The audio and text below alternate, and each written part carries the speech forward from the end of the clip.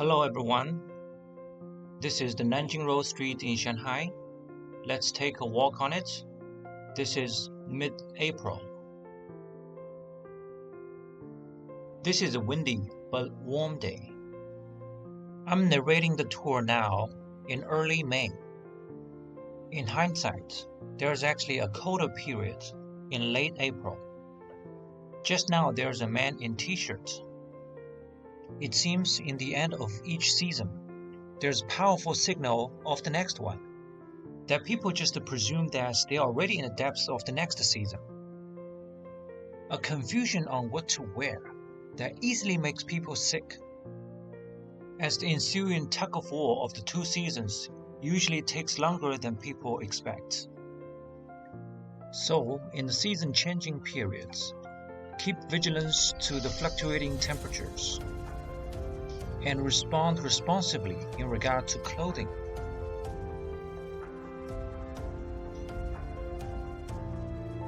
Alright, let's talk about the subject of matter. This is the East Nanjing Road pedestrian street, the so-called number 1 shopping street in Shanghai. It is located in Huangpu district, named after the river, Huangpu River, from which I just started walking a few minutes ago. The red line is the East Nanjing Road. I'm now near the end on the right, very close to the Bund. Just in case you don't know, the Bund is the famous waterfront. It's marked in violet here. It sits on the west bank of the Huangpu River at the junction with the Suzhou Creek. Historically, it was established by the British as a place of piers for trade. The Eastern Nanjing Road is a 1 kilometer long street, and I expect to reach the People's Square in about 40 minutes of casual walk. To this intersection, I have walked 3 blocks from the Bund. These 3 blocks before 2020 were non-pedestrian only. It is now as the latest facelift of the Eastern Nanjing Road.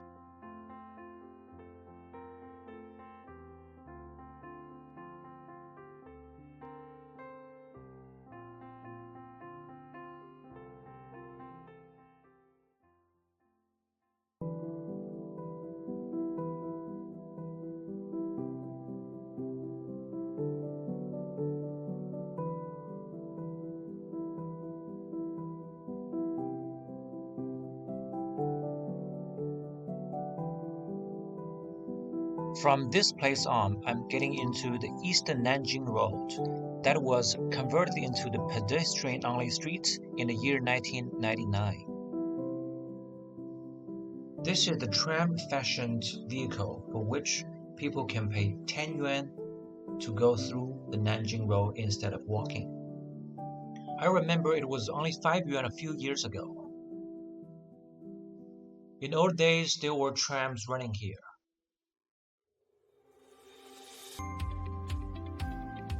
The East Nanjing Road came into being in the year 1848, just a few years after Shanghai was settled by the British as the treaty port. At that time, it was called the Park Lane, in order to connect the Bund for business and the horse race track in today's People's Square for recreation. Because horses were seen led by people to and fro on these streets, people started to call these streets the Horse Road or the Horseway instead of Park Lane. Thus, the most frequently used noun to refer to a street in today's Chinese language, 马路, came into use. 马路 is a word of 2 characters. The first one, 马, literally means a horse, and the second, 路, meaning a street or way. Take a note of the 2 men rising on the right. Watch and guess what they are playing at here.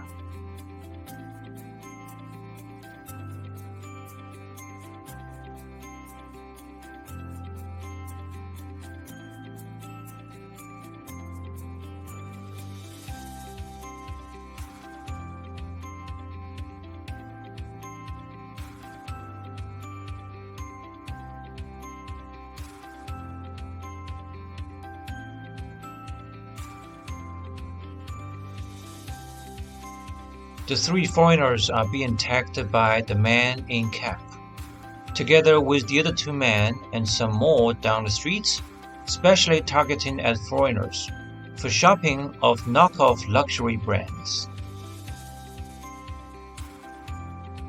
Something I advise you just ignore and keep walking from.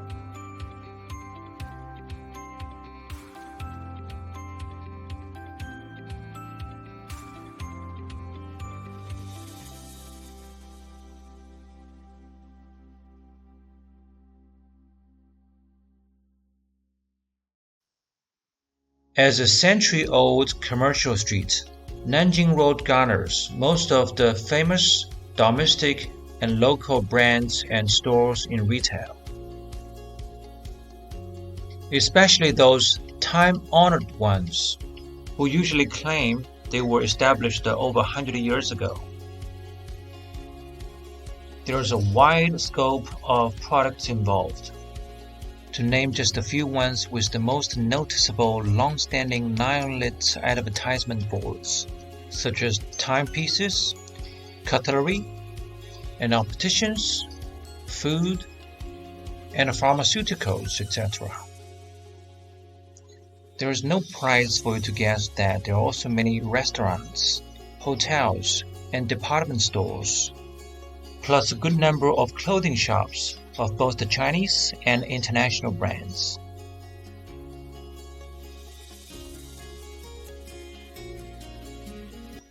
The East Nanjing Road is a must for every Chinese tourist in Shanghai. Every weekend, there are just a lot more people. And in the evening, the neon lighting gives the street a special charm.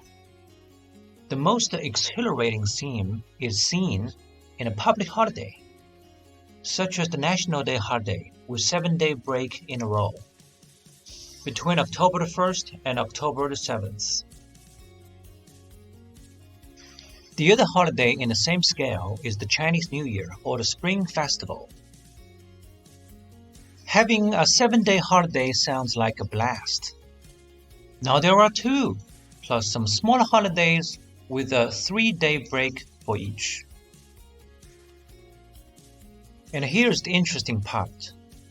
Take a 7-day National Day holiday, for instance. 4 days in which are fake. By the way, here's another hustler whispering the word shopping to these Caucasians. Let's get back to the 4 fake vacation days in a big holiday. Because these 4 days are the 4 weekend days that people are supposed to have their days off on, nevertheless. Here's how it works exactly.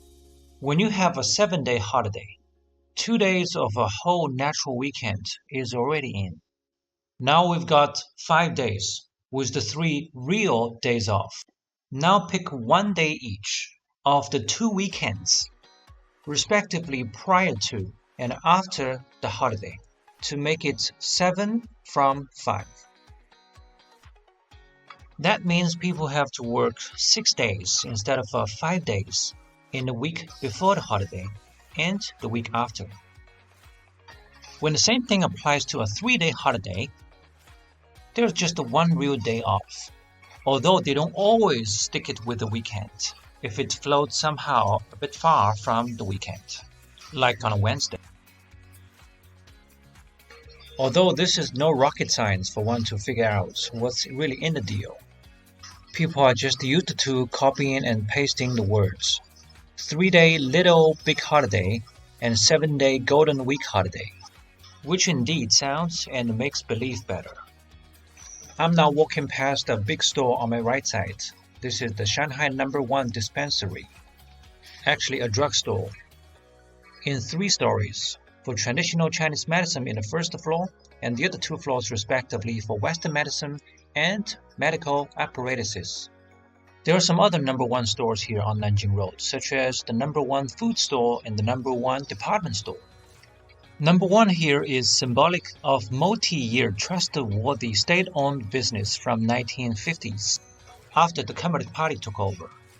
Before that, those grandstanding classical buildings were either established by Western capitals or the Chinese overseas merchants. in the era of the Republic of China. At this moment, I'm walking between the two buildings of the four prestigious department stores from that time.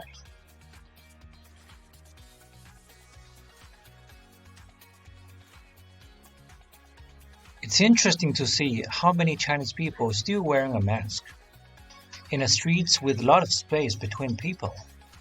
Obviously, people still live in the shadow of the COVID, having haunted for 3 years, and are still not ready to come out of the woods mentally from the draconian lockdown and the never heard of lockup for 3 months early last year. This is a booth offering the setting and the costume pieces for people to take the dress-up photos. The photography is in a panache reviewing a Hong Kong-produced TV series in 1980s, which reflects the signature gangsters culture back in 1930s in Shanghai.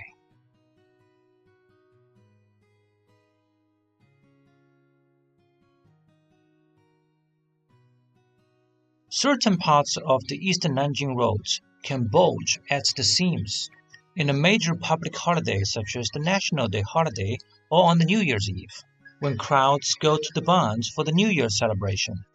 Then there's this famous scene people feel like inspiring. The strictly lined armed police go goosebumps to guide people crossing the streets. One of the typical moves to show the vim and rigor of the military and how well they take care of the people.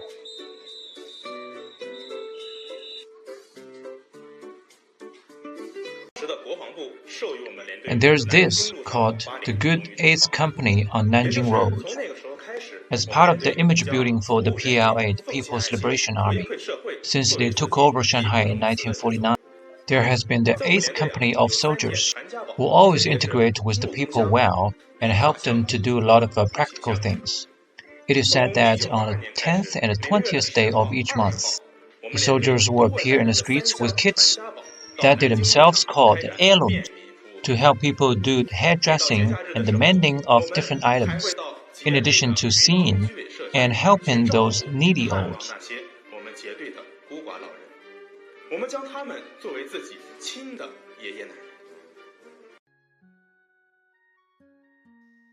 Next, I want to talk about another interesting phenomenon in this street. Something you get to see in late September, before and during the Mid-Autumn Festival. The Mid-Autumn Festival comes as the 15th day of the 8th month of the year based on the lunar calendar. Traditionally, people regard it as the occasion for the family reunion, as the full moon appearing at that time is considered a symbol of happiness. But today, the festival carries much more social function, in two ways. First, consumerism.